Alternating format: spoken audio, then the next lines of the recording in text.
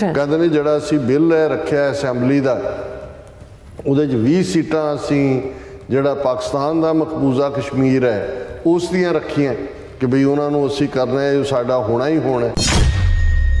उन्हें कहा कि जी बहुत जल्दी असीं चंगी खबर सुनावांगे और असीं जिहड़ा है तिरंगा फहरावांगे पाकिस्तान के कश्मीर ते। और जदों उन्होंने पूछा गया कि ये 2024 दियां चोणां तो पहले होएगा, उन्हें कहा जी 5 अगस्त 2019 ਨੂੰ 370 खत्म की, किसी को पता थोड़ी सी, वो फैसले गुप्त रखते हैं। जो ये बार बार इस किस्म की दिलवदी की गल कर रहे हैं कि इन्होंने ये कॉन्सिक्वेंसिस नूं सोचा।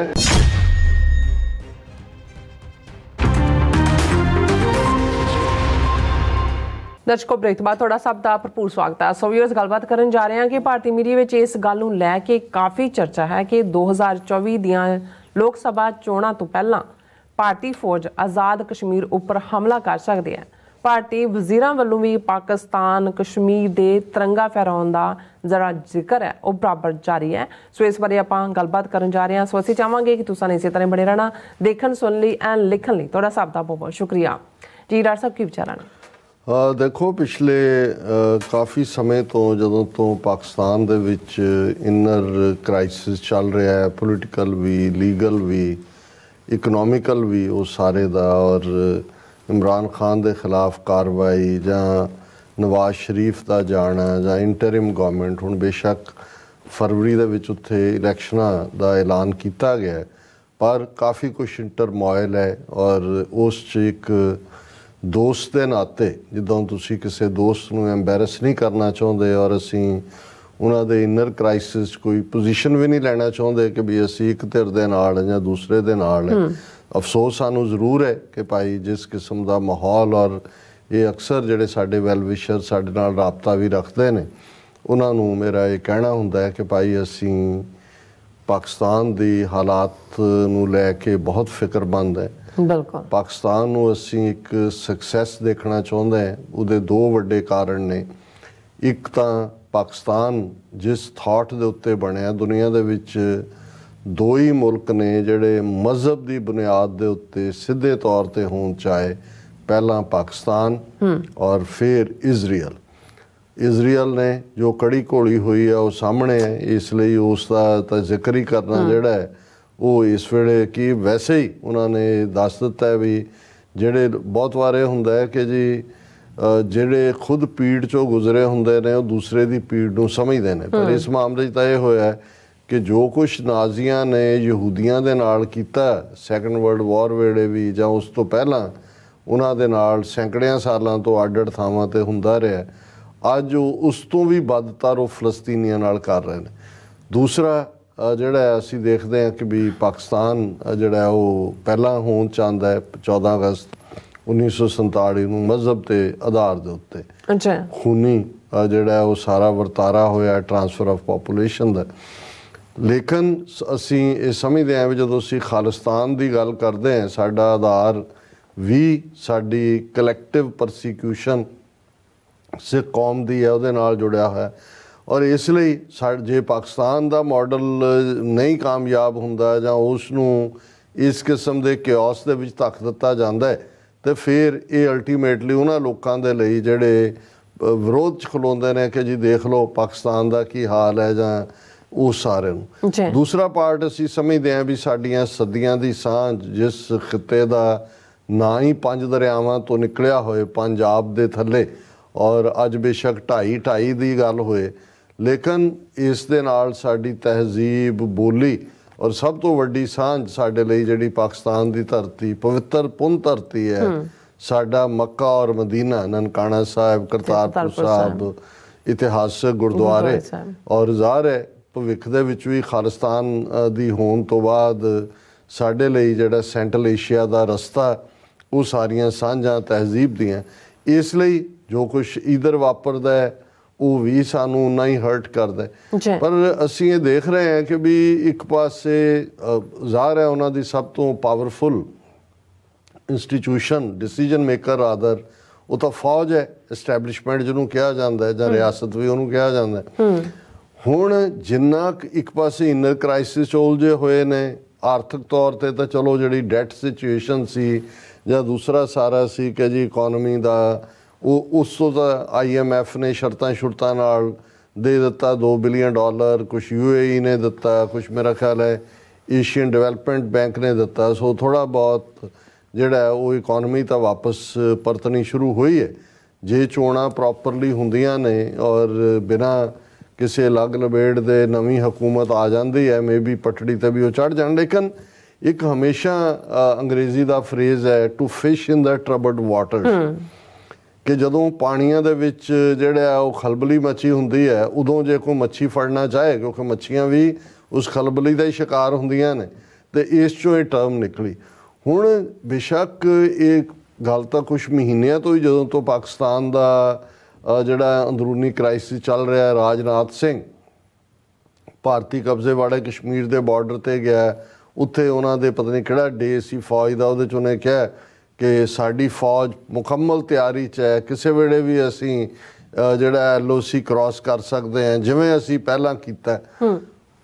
ਇਹ ਵੀ ਇੱਕ ਜਿਹੜਾ ਲੱਗਾ ਕਿ ਵੀ ਇਹ ਬਿਲਕੁਲ ਜਿੱਥੇ ਕੋਈ ਇਸ ਵੇਲੇ ਸੀਜ਼ ਫਾਇਰ ਹੈ ਬਾਰਡਰ ਦੇ ਉੱਤੇ ਦੋਨੋਂ ਪਾਸੇ, ਕੋਈ ਗੋਲੀ ਕਾਂਡ ਨਹੀਂ ਹੋਇਆ, ਇਹ ਕੀ ਬਿਆਨਬਾਜ਼ੀ ਹੈ। ਫਿਰ ਉਹਨਾਂ ਦੇ ਫੌਜੀ ਜਰਨੈਲ ਦੀ ਆਇਆ ਕਿ ਜੀ ਅਸੀਂ ਤਾਂ ਟੂ ਫਰੰਟ ਵਾਰ ਵੀ ਲੜ ਸਕਦੇ ਹਾਂ। ਹੁਣ ਕਿਉਂਕਿ ਜ਼ਾਹਰ ਹੈ ਕਿ ਵੀ ਜਦੋਂ ਅਸੀਂ ਆਜ਼ਾਦ ਕਸ਼ਮੀਰ ਦੀ ਗੱਲ ਕਰਦੇ ਹਾਂ, ਆਜ਼ਾਦ ਕਸ਼ਮੀਰ ਦਾ ਹੀ ਹਿੱਸਾ ਗਿਲਗਿਤ ਬਾਲਸਤਾਨ ਵੀ ਹੈ, ਜਿੱਥੋਂ ਦਾ ਚਾਈਨਾ ਦਾ one belt one road initiative ਜਿਹੜਾ ਕੋਰੀਡੋਰ ਹੈ ਉਹ ਗੁਜ਼ਰਦਾ, ਉੱਥੇ ਇਨਵੈਸਟਮੈਂਟ ਹੈ। ਜੇ ਪਾਕਿਸਤਾਨ ਦੇ ਉਸ ਹਿੱਸੇ 'ਚ ਗਿਲਗਿਤ ਬਾਲਸਤਾਨ ਵਾਲੇ ਪਾਸੇ ਜਿੱਧਰੋਂ ਇਹ ਗੜਬੜ ਕਰਦੇ ਰਹੇ ਤਾਂ ਚਾਈਨਾ ਵੀ ਡਰੈਗ ਹੁੰਦਾ। ਹੁਣ ਇੱਕ ਪਾਸਾ ਉਹਨਾਂ ਦਾ ਆਜ਼ਾਦ ਕਸ਼ਮੀਰ ਜਿਹੜਾ ਰਾਵਲਾਕੋਟ, ਮੀਰਕੋਟ ਔਰ ਮੀਰਪੁਰ ਔਰ ਬਾਗ ਔਰ ਮੁਜ਼ੱਫਰਾਬਾਦ ਏਰੀਆ ਸਾਰਾ, ਜਿੱਥੇ ਜਿਹੜੀ ਲੈਂਡ ਵਾਈਜ਼ ਬਿਲਕੁਲ ਕਲੋਜ਼ ਹੈ ਇੱਧਰੋਂ। ਹੁਣ ਜੇ ਇਹ ਇੱਧਰੋਂ ਕਰਦੇ ਨੇ ਤਾਂ ਜ਼ਾਹਰ ਹੈ ਵੀ ਪਾਕਿਸਤਾਨ ਦੇ ਲਈ ਤਾਂ ਉਹਨਾਂ ਦਾ ਸਭ ਕੁਛ ਹੀ ਜਿਹੜਾ ਮੰਗਲਾ ਡੈਮ ਉੱਥੇ ਬਣਿਆ ਹੋਇਆ ਉਹਨਾਂ ਦੀ ਪੂਰੀ ਹੋਂਦ। ਔਰ ਦੂਜਾ ਹੁਣ ਈਵਨ ਪਾਰਲੀਮੈਂਟ ਦੇ ਵਿੱਚ ਜਦੋਂ ਪਿਛਲੇ ਦਿਨਾਂ ਤੋਂ ਹਾਲਾਂ ਉੱਥੇ ਤੋਂ ਲੱਗੇ ਹੋਏ ਨੇ MPs ਨੂੰ ਸਸਪੈਂਡ ਕਰਨ, ਪਰ ਅਮਿਤ ਸ਼ਾਹ ਨੇ ਜਦੋਂ ਈਵਨ ਇਸ ਦੇ ਉੱਤੇ ਜਿਹੜਾ ਸੁਪਰੀਮ ਕੋਰਟ ਦਾ ਡਿਸੀਜਨ ਆਇਆ, ਉਹਨੇ ਆਰਟੀਕਲ 370 ਖਤਮ ਕਰਨ ਔਰ ਦੂਜੇ ਨੂੰ ਬਿਲਕੁਲ ਜਾਇਜ਼ ਠਾ, ਬੜਾ ਜਸ਼ਨ ਦਾ ਮਾਹੌਲ। ਔਰ ਉਹਦੇ 'ਚ ਉਹਨਾਂ ਨੇ ਕਿਹਾ ਜੀ ਅਸੀਂ ਦੇਖੋ ਜਿਹੜਾ ਨਵਾਂ ਲੈਜਿਸਲੇਚਰ ਵੀ ਕਰ ਰਹੇ ਹਾਂ ਜਾਂ ਦੂਜਾ ਇੱਕ ਆਜ਼ਾਦ ਕਸ਼ਮੀਰ ਵੀ, ਉਹ ਆਜ਼ਾਦ ਕਸ਼ਮੀਰ ਨਹੀਂ ਕਹਿੰਦੇ, ਉਹ ਪਾਕਿਸਤਾਨੀ ਕਬਜ਼ੇ ਵਾਲਾ ਕਸ਼ਮੀਰ ਕਹਿੰਦੇ ਨੇ। ਕਹਿੰਦੇ ਨੇ ਜਿਹੜਾ ਅਸੀਂ ਬਿੱਲ ਹੈ ਰੱਖਿਆ ਅਸੈਂਬਲੀ ਦਾ, ਉਹਦੇ 'ਚ 20 ਸੀਟਾਂ ਅਸੀਂ ਜਿਹੜਾ ਪਾਕਿਸਤਾਨ ਦਾ ਮਕਬੂਜ਼ਾ ਕਸ਼ਮੀਰ ਹੈ ਉਸ ਦੀਆਂ ਰੱਖੀਆਂ ਕਿ ਬਈ ਉਹਨਾਂ ਨੂੰ ਅਸੀਂ ਕਰਨਾ ਹੈ, ਸਾਡਾ ਹੋਣਾ ਹੀ ਹੋਣਾ। ਔਰ ਪਿਛਲੇ ਦਿਨਾਂ 'ਚ ਇਹਨਾਂ ਦਾ ਡਿਪਟੀ ਜਿਹੜਾ ਅਮਿਤ ਸ਼ਾਹ ਹੋਮ ਮਿਨਿਸਟਰ ਹੈ, ਡਿਪਟੀ ਮਿਨਿਸਟਰ ਹੈ ਹੋਮ ਦਾ, ਸ਼ਾਇਦ ਪ੍ਰਮਾਣਿਕ ਹੈ ਉਹਦਾ ਕੀ ਨਾਂ ਹੈ ਇੱਦਾਂ ਦਾ, ਕਿਉਂਕਿ ਉੱਥੇ ਤਾਂ ਨਾਂ ਹੀ ਅੱਜ ਕੱਲ੍ਹ ਮੋਦੀ ਅਮਿਤ ਸ਼ਾਹ ਦੇ ਨੇ, ਬਾਕੀ ਤਾਂ ਕਿਸੇ ਵਜ਼ੀਰ ਦਾ ਵੀ ਨਾਂ ਨਹੀਂ ਕਿਸੇ ਨੂੰ ਯਾਦ। ਤੇ ਉਹਨੇ ਕਿਹਾ ਕਿ ਜੀ ਬਹੁਤ ਜਲਦੀ ਅਸੀਂ ਚੰਗੀ ਖਬਰ ਸੁਣਾਵਾਂਗੇ ਔਰ ਅਸੀਂ ਜਿਹੜਾ ਇਹ ਤਿਰੰਗਾ ਫਹਿਰਾਵਾਂਗੇ ਪਾਕਿਸਤਾਨ ਦੇ ਕਸ਼ਮੀਰ 'ਤੇ। ਔਰ ਜਦੋਂ ਉਹਨੂੰ ਪੁੱਛਿਆ ਗਿਆ ਕਿ ਕੀ ਇਹ 2024 ਦੀਆਂ ਚੋਣਾਂ ਤੋਂ ਪਹਿਲੇ ਹੋਏਗਾ, ਉਹਨੇ ਕਿਹਾ ਜੀ ਇਹ ਸਾਡੇ ਮੋਦੀ ਤੇ ਅਮਿਤ ਸ਼ਾਹ ਦੇਖੋ ਜਦੋਂ ਉਹਨਾਂ ਨੇ 5 ਅਗਸਤ 2019 ਨੂੰ 370 ਖਤਮ ਕੀਤੀ, ਕਿਸੇ ਨੂੰ ਪਤਾ ਥੋੜ੍ਹੀ ਸੀ, ਉਹਦੇ ਫੈਸਲੇ ਗੁਪਤ ਰੱਖਦੇ ਨੇ। ਹੁਣ ਇਹ ਜਿਹੜੀਆਂ 4-5 ਉੱਪਰੋਂ ਥੱਲੇ ਪਿਛਲੇ ਮਹੀਨਿਆਂ ਦੇ ਵਿੱਚ ਜਦੋਂ ਕਿ ਪਾਕਿਸਤਾਨ ਦੇ ਵਿੱਚ ਇੱਕ ਕ੍ਰਾਈਸਿਸ ਬਣਿਆ ਹੋਇਆ, ਇਸ ਤੋਂ ਬਾਅਦ ਅੱਜ ਹੀ ਸਾਡੇ ਵੀਰ ਐਲਏ ਤੋਂ ਉਹਨਾਂ ਨੇ ਵੀ ਕਿਹਾ, ਉਹ ਇੱਕ TV ਚੈਨਲ ਵਾਲੇ ਨੇ ਇਸ ਦੇ ਉੱਤੇ ਗੱਲ ਕੀਤੀ ਹੋਈ ਸੀ, ਜਿਹੜਾ ਥੋੜ੍ਹਾ ਬਹੁਤ ਨਿਰਪੱਖ ਰਹਿ ਕੇ ਗੱਲ ਕਰਦਾ ਕਿ ਵੀ ਕੀ ਭਾਰਤ ਨੇ ਆਲਰੇਡੀ ਇਹ ਪਲਾਨ ਕਰ ਲਿਆ ਹੋਇਆ ਵੀ ਉਹਨਾਂ ਨੇ ਪਾਕਿਸਤਾਨ ਦੇ ਉੱਤੇ, ਪਾਕਿਸਤਾਨੀ ਕਸ਼ਮੀਰ 'ਤੇ ਧਾਵਾ ਬੋਲਣਾ। ਹੁਣ ਅਸੀਂ ਇਸ ਪਾਰਟ ਨੂੰ ਇਸ ਨਜ਼ਰ ਨਾਲ ਵੀ ਦੇਖਦੇ ਹਾਂ ਕਿ ਇੱਕ ਪਾਸੇ ਤਾਂ ਪਾਕਿਸਤਾਨ 'ਚ ਅੰਦਰੂਨੀ ਚੋਣਾਂ ਨੂੰ ਲੈ ਕੇ ਜਾਂ ਇਮਰਾਨ ਖਾਨ ਦੀ ਪਾਰਟੀ ਜਾਂ ਦੂਸਰਾ ਤੀਸਰਾ ਉਹ ਚੱਲ ਹੀ ਰਿਹਾ, ਵਿਦਨ ਪਾਕਿਸਤਾਨ ਜਿਹੜੇ ਉਹੀ ਤਾਲਿਬਾਨ ਜਿਹੜੇ ਇੱਕ ਅਫਗਾਨਿਸਤਾਨ ਜਿਨ੍ਹਾਂ ਨੇ ਪਨਾਹ ਲਈ ਹੋਈ ਹੈ, ਤਹਿਰੀਕੇ ਤਾਲਿਬਾਨ ਕੀ ਉਹਨੂੰ ਕਹਿੰਦੇ ਨੇ, ਉਹਨਾਂ ਨੇ ਪਿਛਲੇ ਦਿਨਾਂ 'ਚ ਅਫਗਾਨਿਸਤਾਨ ਪਾਕਿਸਤਾਨ ਬਾਰਡਰ ਦੇ ਉੱਤੇ ਇੱਕ ਪੂਰਾ ਥਾਣਾ ਉਡਾ ਦਿੱਤਾ। 28 ਕਿ 29 ਜਿਹੜੇ ਨੇ ਉਹ ਮਾਰੇ ਗਏ ਫੌਜੀ ਪਾਕਿਸਤਾਨ ਦੇ, ਜਿਹਦਾ ਬੜੀ ਕੰਡੈਮਨੇਸ਼ਨ ਹੋਈ ਜਾਂ ਦੂਜੀ। ਹੁਣ ਜਿਹੜਾ ਸੂਬਾ ਪਾਕਿਸਤਾਨ ਦਾ ਈਰਾਨ ਦੇ ਨਾਲ ਲੱਗਦਾ, ਸਿਸਤਾਨ ਬਲੋਚਿਸਤਾਨ ਦਾ ਦੀ ਕੈਪੀਟਲ ਸਿਸਤਾਨ, ਉਹਦੇ ਨੇੜੇ ਕੋਇਟਾ ਦੇ। ਹੁਣ ਉੱਥੇ 2 ਦਿਨ ਪਹਿਲਾਂ ਹੀ ਜਿਹੜਾ ਉਹ ਅਟੈਕ ਹੋਇਆ ਵਿਦਨ ਈਰਾਨ ਦੀ ਟੈਰੀਟਰੀ ਦੇ, ਜਿਸ ਦੇ ਵਿੱਚ ਜਿਹੜਾ ਮੇਰਾ ਖਿਆਲ ਹੈ ਕਾਫੀ 11 ਈਰਾਨ ਦੇ ਜਿਹੜੇ ਨੇ ਉਹ ਸੁਰੱਖਿਆ ਕਰਮੀ ਮਾਰੇ ਗਏ ਔਰ ਉਹਨਾਂ ਨੇ ਵੀ ਭੰਨਿਆ ਪਾਕਿਸਤਾਨ ਸਰਕਾਰ ਨੂੰ ਕਿ ਜੀ ਇਹ ਤੁਹਾਡੇ ਜ਼ਿੰਮੇ ਹੈ, ਤੁਸੀਂ ਡਿਫੈਂਡ ਕਰੋ ਔਰ ਤੁਸੀਂ ਡਿਫੈਂਡ ਨਹੀਂ ਕਰ ਰਹੇ ਹੋ।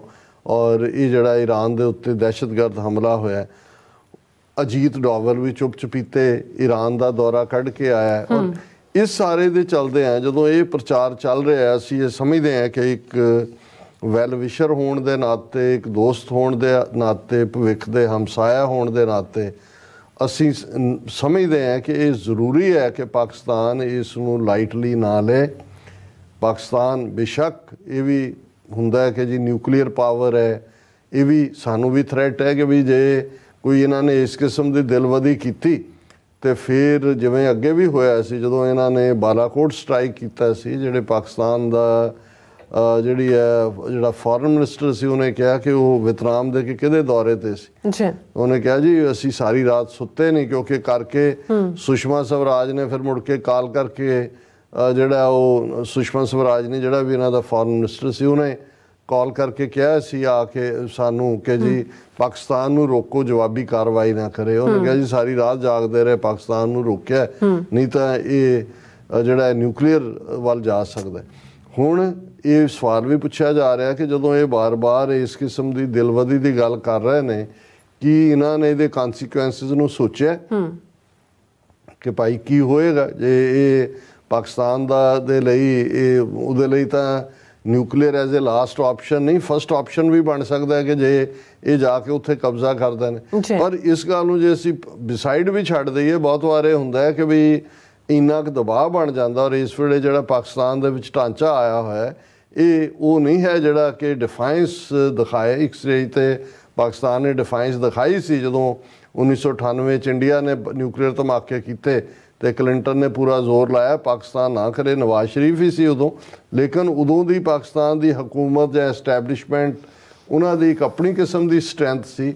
ਅੱਜ ਪਾਕਿਸਤਾਨ ਉਸ ਹਾਲਤ ਦੇ ਵਿੱਚ ਨਹੀਂ ਹੈ। ਸੋ ਅਸੀਂ ਤਾਂ ਇਹ ਵਾਰ ਨਹੀਂ ਕਰਨਾ ਚਾਹੁੰਦੇ ਕਿ ਭਾਈ ਇਸ ਗੱਲ ਤੋਂ ਬਾਖਬਰ ਤੁਹਾਨੂੰ ਹੋਣਾ ਚਾਹੀਦਾ ਹੈ, ਇਹਨੂੰ ਲਾਈਟਲੀ ਨਾ ਲਓ, ਮਤ ਸਮਝੋ ਕਿ ਜੀ ਇਹ ਤਾਂ 2024 ਦੀਆਂ ਚੋਣਾਂ ਦੇ ਲਈ ਆਪਣਾ ਵੋਟਾਂ ਲੈਣ ਦੇ ਲਈ ਖੁਸ਼ ਕਰਨ ਦੇ ਲਈ ਕਰ ਰਹੇ ਨੇ। ਬਹੁਤ ਵਾਰ ਇਹ ਜਿਹੜੀ ਹੈ ਇਸ ਕਿਸੇ ਨੇ ਨਹੀਂ ਸੀ ਸੋਚਿਆ ਕਿ ਭਾਰਤ ਜਿਹੜਾ ਹੈ ਉਹ ਜੰਮੂ ਕਸ਼ਮੀਰ ਦਾ ਰੁਤਬਾ 370 ਇਵੇਂ ਪਾਰਲੀਮੈਂਟਰੀ ਸਿਸਟਮ ਰਾਹੀਂ ਜਿਵੇਂ ਜਿਸ ਤੇਜ਼ੀ ਨਾਲ ਉਹ ਜਾ ਰਹੇ ਨੇ। ਇਕੱਲਾ ਇਹੀ ਨਹੀਂ ਕਿ ਵੀ ਕਸ਼ਮੀਰ ਦੇ ਮੁੱਦੇ ਤੇ ਉਹ ਐਗਰੈਸਿਵ ਬਿਆਨਬਾਜ਼ੀ ਹੈ।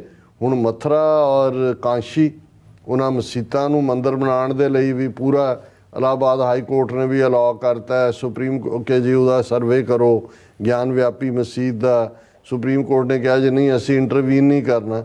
ਔਰ ਇਹ ਬਿਲਕੁਲ ਜ਼ਾਹਰ ਹੈ ਕਿ ਵੀ ਇਹ ਜੋ ਬਾਬਰੀ ਮਸਜਿਦ ਦਾ ਹਾਲ ਹੋਇਆ ਉਹੀ ਮਥੁਰਾ ਔਰ ਕਾਂਸ਼ੀ ਦਾ। ਇਹ ਇੰਨੀ ਦਿਲਵਦੀ ਇਸ ਲਈ ਵੀ ਹੈ ਵੀ ਇਹਨਾਂ ਨੂੰ ਨਜ਼ਰ ਆ ਰਿਹਾ ਕਿ ਭਾਈ ਇਹਨਾਂ ਦੇ ਪੱਲੇ ਕੁਛ ਨਹੀਂ ਹੈ ਔਰ ਇਸ ਵੇਲੇ ਜੋ ਹੁੰਦਾ ਔਰ ਇਸ ਦੇ ਵਿੱਚ ਹੀ ਜਿਹੜਾ ਉਹ ਇਸ ਕਿਸਮ ਦੀ ਦਿਲਵਦੀ ਵੀ ਕਰ ਸਕਦੇ ਨੇ।